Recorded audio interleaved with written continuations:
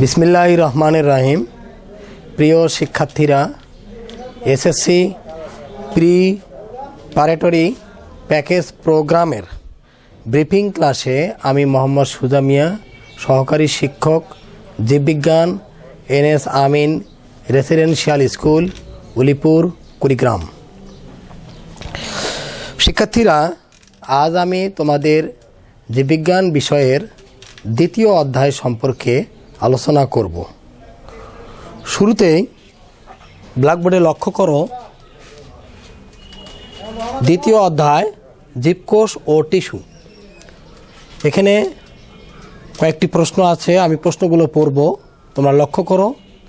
1 নম্বরে কোষ কি? 2 নঙ্গে উদ্ভিদ কোষ ও প্রাণী কোষের মধ্যে পার্থক্য লেখো। 3 নম্বর প্রশ্ন হচ্ছে চিত্রসহ মাইটোকন্ড্রিয়ার গঠন বর্ণনা করো। 4 নং প্রশ্ন হচ্ছে চিত্রসহ নিউক্লিয়াসের গঠন বর্ণনা করো। 5 নং প্রশ্ন হচ্ছে টিস্যু কি বর্ণনা করো। শিক্ষার্থীরা, আমি এই প্রশ্নগুলো সম্পর্কে আলোচনা করব। শুরুতেই কোষ কি? কোষ হচ্ছে জীবদেহের গঠন ও কাজের একককে কোষ বলে। তবে লোয়ি ও শিকেভিস বিজ্ঞানীদের মতে জীবজ ক্রিয়াকলাপের একক যা অন্য সজীব মাধ্যম ছাড়াই নিজের প্রতিরূপ তৈরি করতে পারে তাকে কোষ বলে। শিক্ষার্থীরা, এ পর্যায়ে আমরা জানব উদ্ভিদ কোষ ও প্রাণী কোষের মধ্যে পার্থক্যগুলো আমরা জানব। উদ্ভিদ কোষের কোষ প্রাচীর থাকে, প্রাণী কোষে কোষ প্রাচীর নেই, শুধু প্লাজমা ঝিল্লি দিয়ে বেষ্টিত। বিভিন্ন প্রকার প্লাস্টিড থাকে উদ্ভিদ কোষে, এতে প্লাস্টিড থাকে না। উদ্ভিদ কোষের কোষগহ্বর থাকে, প্রাণী কোষের কোষগহ্বর থাকে না, তবে থাকলেও ক্ষুদ্র ক্ষুদ্র কোষগহ্বর থাকতে পারে। এরপর উদ্ভিদ কোষের সঞ্চিত খাদ্য শ্বেতসার, প্রাণী কোষের সঞ্চিত খাদ্য গ্লাইকোজেন। শিক্ষার্থীরা, এ পর্যায়ে আমরা জানব চিত্রসহ মাইটোকন্ড্রিয়ার গঠন বর্ণনা করো। শিক্ষার্থীরা, লক্ষ্য করো, আমি প্রথমে মাইটোকন্ড্রিয়ার একটি ছবি আর্ট করব। লক্ষ্য করো,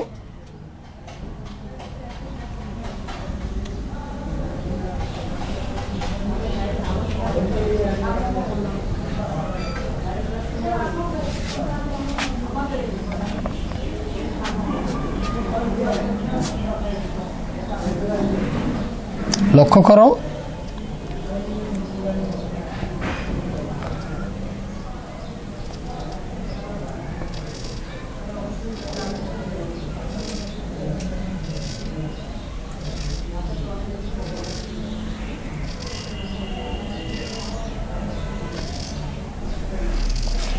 শিক্ষার্থীরা লক্ষ্য করো, আমরা এই মাইটোকন্ড্রিয়ার চিত্রটিতে দ্বিস্তর বিশিষ্ট হয়। এর বাহিরের স্তরটিকে আমরা বহিস্তর বলবো,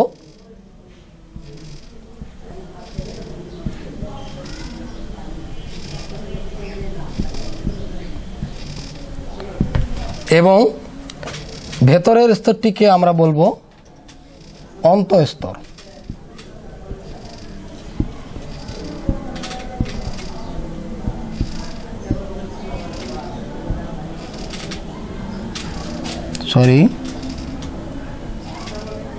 অন্তঃস্তর।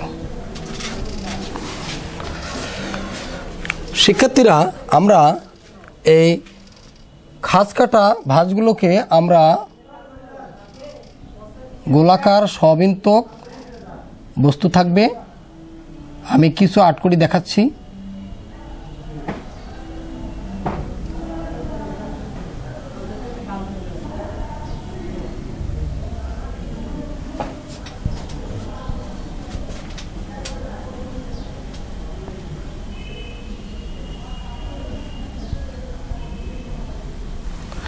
এরকম প্রতিটি ভাঁজযুক্ততে গোলাকার সবিন্তক বস্তুগুলো থাকবে। তবে আমরা এই ভারযুক্ত এই স্থানগুলোরকে আমরা কৃষ্টি বলবো, কৃষ্টি।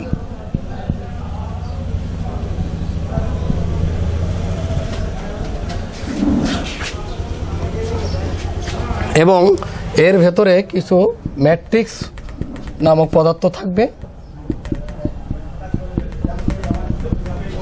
এগুলোকে আমরা ম্যাট্রিক্স বলবো।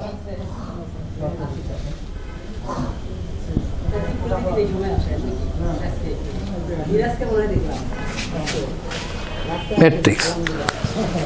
শিক্ষার্থীরা লক্ষ্য করো, আমরা চিত্র হচ্ছে মাইটোকন্ড্রিয়ন।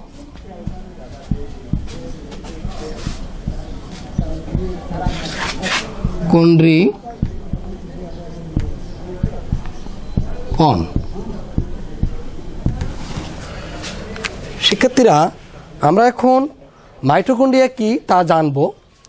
মাইটোকন্ড্রিয়া হচ্ছে কোষের সাইটোপ্লাজমে বিক্ষিপ্ত অবস্থায় ছড়ানো দ্বিস্তর পর্দা বিশিষ্ট গোলাকার, ডিম্বাকার, দণ্ডাকার যেসব অঙ্গাণুতে কোষের প্রয়োজনীয় শক্তি উৎপন্ন হয় তাকে মাইটোকন্ড্রিয়া বলা হয়। চিত্রে লক্ষ্য করো, মাইটোকন্ড্রিয়া দ্বিস্তর বিশিষ্ট হয়। বাহিরের স্তরটিকে বলা হয় বহিঃস্তর, ভেতরের স্তরটিকে বলা হয় অন্তঃস্তর। এবং এই অন্তঃস্তরের ভেতরে আমরা ম্যাট্রিক্স পদার্থ থাকবে এবং এই খাদযুক্ত অংশগুলোকে আমরা কৃষ্টি বলি। এখন মাইটোকন্ড্রিয়া 1898 সালে বিজ্ঞানী বেন্ডা আবিষ্কার করেন। এটি 2 স্তর বিশিষ্ট আবরণী পর্দা দ্বারা আবৃত। বাহিরের স্তরটিকে বহিঃস্তর বলা হয় এবং ভেতরের স্তরটিকে অন্তঃস্তর বলা হয়। ভেতরের স্তরটি ভেতরের দিকে ভাঁজ হয়ে থাকে, এদের কৃষ্টি বলে।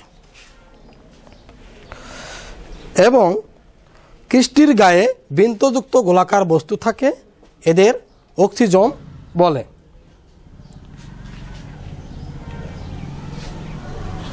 এখন আমরা জানব মাইটোকন্ড্রিয়ার কাজ। জীবের শ্বসন কার্যে সাহায্য করা মাইটোকন্ড্রিয়ার প্রধান কাজ। শিক্ষার্থীরা আমরা জানি যে এই মাইটোকন্ড্রিয়াকে পাওয়ার অফ হাউস বা কোষের শক্তির ঘর বলা হয়। এ পর্যায়ে আমরা জানব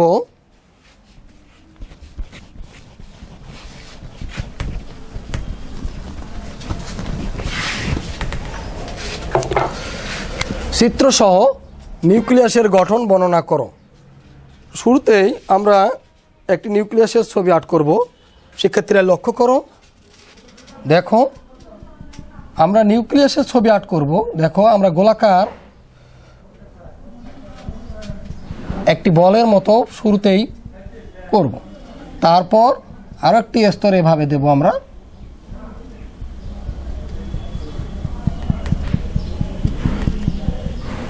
এখন আমরা এটি দ্বিস্তর বিশিষ্ট করব।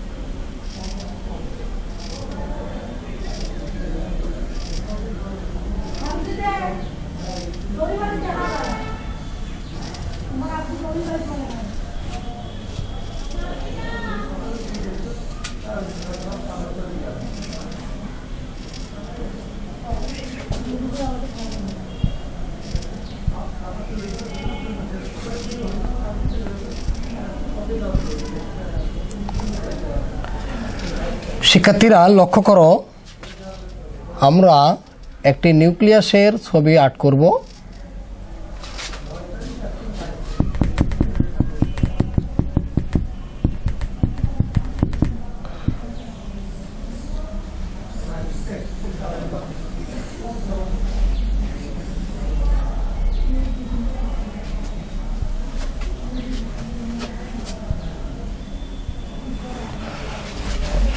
এটিকে আমরা বলবো নিউক্লিয়ার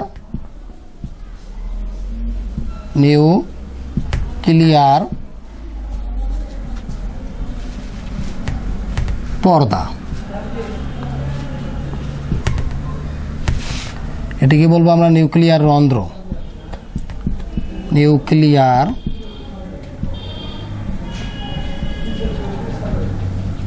রন্ধ্র এটি হচ্ছে নিউক্লিওলাস।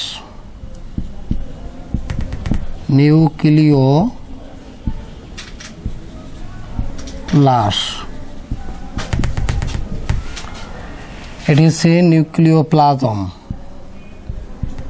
নিউক্লিওপ্লাজম এটি হচ্ছে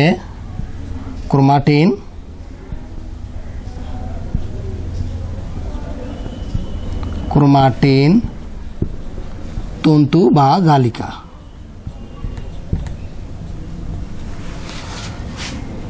শিক্ষার্থীরা লক্ষ্য করো, তোমরা চিত্র হচ্ছে নিউক্লিয়াস। নিউক্লিয়াস।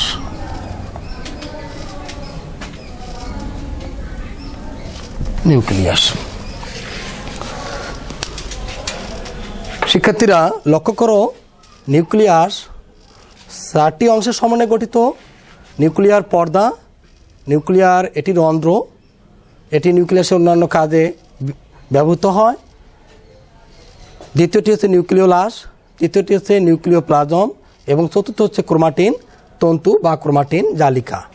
তাহলে আমরা এখন জানব নিউক্লিয়াস কাকে বলে।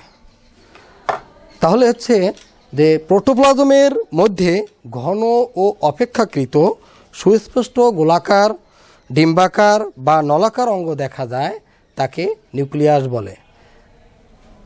তোমরা অবশ্যই জানো নিউক্লিয়াসকে কোষের প্রাণকেন্দ্র বলা হয়। শিক্ষার্থীরা আমরা এখন এই 4টি অংশের সমন্বয়ে যে নিউক্লিয়াস গঠিত, আমরা এর এখন বর্ণনা জানব।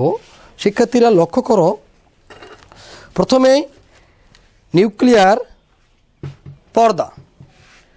নিউক্লিয়াসকে ঘিরে রাখে যে ঝিল্লি, তাকে নিউক্লিয়ার ঝিল্লি বা নিউক্লিয়ার পর্দা বলা হয়। এটি নিউক্লিয়ার ঝিল্লি সাইটোপ্লাজম থেকে নিউক্লিয়াসের অন্যান্য বস্তুকে পৃথক করে রাখে এবং বিভিন্ন বস্তুর চলাচল নিয়ন্ত্রণ করে। এরপর আমরা জানব নিউক্লিওপ্লাজম। নিউক্লিওপ্লাজম হচ্ছে নিউক্লিয়ার ঝিল্লির ভেতরে, এই অর্থাৎ নিউক্লিয়ার পর্দার ভেতরে জেলির মতো বস্তু বা রস থাকে। একে কেন্দ্রিকা রস বা নিউক্লিওপ্লাজম বলা হয়। নিউক্লিওপ্লাজম নিউক্লিক অ্যাসিড, প্রোটিন, উৎসেচক ও কতিপয় খনিজ লবণ থাকে। এরপর আমরা জানব নিউক্লিওলাস। এই নিউক্লিওলাস সম্পর্কে আমরা জানব। নিউক্লিওপ্লাজমের মধ্যে ক্রোমোজোমের সাথে, এই ক্রোমোজোম অর্থাৎ সুতাগুলো যে আছে, এই সুতার সাথে যে সংযুক্ত অবস্থায় আছে, এটি এই গোলাকার বস্তুকে নিউক্লিওলাস বা কেন্দ্রিকাণু বলে। ক্রোমোজোমের রং অগ্রাহী অংশের সাথে এরা লেগে থাকে। এরা আরএনএ ও প্রোটিন দিয়ে তৈরি। এরা রাইবোজোম সংশ্লেষণ করে। এরপর আমরা জানব ক্রোমাটিন তন্তু বা ক্রোমাটিন জালিকা সম্পর্কে। শিক্ষার্থীরা দেখো লক্ষ্য করো যে ক্রোমাটিন তন্তুগুলো কি, এই যে সুতার ন্যায় পেঁচানো অবস্থায় আছে, এগুলো সম্পর্কে এর কাজ কি, নিউক্লিয়াসে এদের কাজ কি। কোষের বিশ্রামকালে অর্থাৎ যখন কোষ বিভাজন চলে না তখন নিউক্লিয়াসের কুণ্ডলী পাকানো শুকনো সুতার মতো অংশ হচ্ছে ক্রোমাটিন জালিকা বা নিউক্লিয়ার রেটিকুলাম। কোষ বিভাজনের সময় এরা মোটা এবং খাটো হয়, তাই তখন তাদের আলাদা আলাদা ক্রোমোজোম হিসেবে দেখা যায়। ক্রোমোজোমে অবস্থিত জিনগুলো বংশগতির গুণাবলী বহন করে এক প্রজন্ম থেকে অন্য প্রজন্মে নিয়ে যায়। কোনো একটি জীবের ক্রোমোজোম সংখ্যা ওই জীবের জন্য নির্দিষ্ট। এসব ক্রোমোজোম বংশধারা বহনকারী জিন অবস্থান করে এবং বংশের বৈশিষ্ট্য বংশ পরস্পরায় বহন করা ক্রোমোজোমের কাজ। এরপর শিক্ষার্থীরা আমরা জানব টিস্যু সম্পর্কে।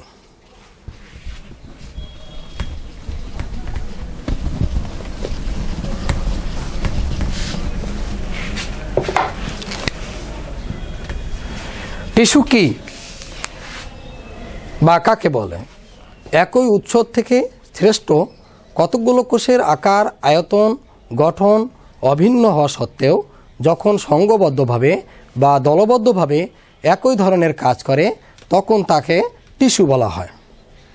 টিস্যু হচ্ছে দুই প্রকার, একটি হচ্ছে ভাজক টিস্যু, অপরটি হচ্ছে স্থায়ী টিস্যু। ভাজক টিস্যুর বিভাজনে সক্ষম, স্থায়ী টিস্যু বিভাজনে অক্ষম।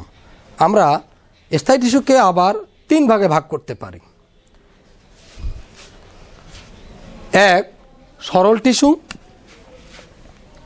অর্থাৎ স্থায়ী টিস্যু তিন প্রকার।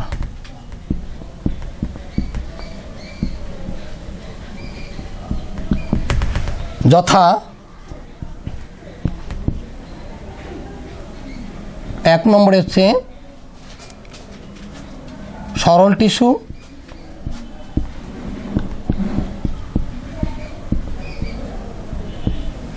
দুই নম্বর হচ্ছে জটিল টিস্যু,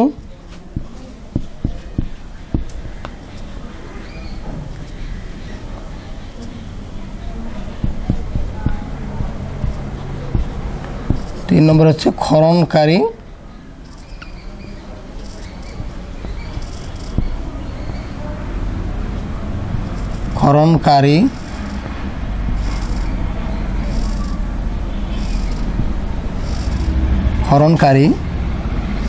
টিস্যু।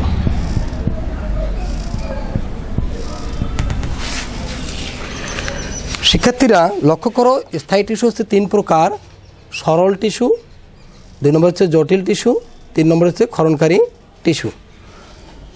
তোমরা অবশ্যই এই টিস্যুর যে বর্ণনা বা শ্রেণী এগুলো তোমরা বাসায় সুন্দরভাবে পড়বে এবং খাতায় লিখবে। আমি তোমাদের যতটুকু এই অধ্যায়ের আলোচনা করলাম তোমরা অবশ্যই বুঝতে পেরেছো। তোমরা অবশ্যই মনোযোগ সহকারে সেগুলো খাতায় লিখবে। পরিশেষে তোমাদের ভবিষ্যৎ জীবন সুন্দর ও সুখময় হোক এই কামনায় শেষ করছি। আল্লাহ হাফেজ।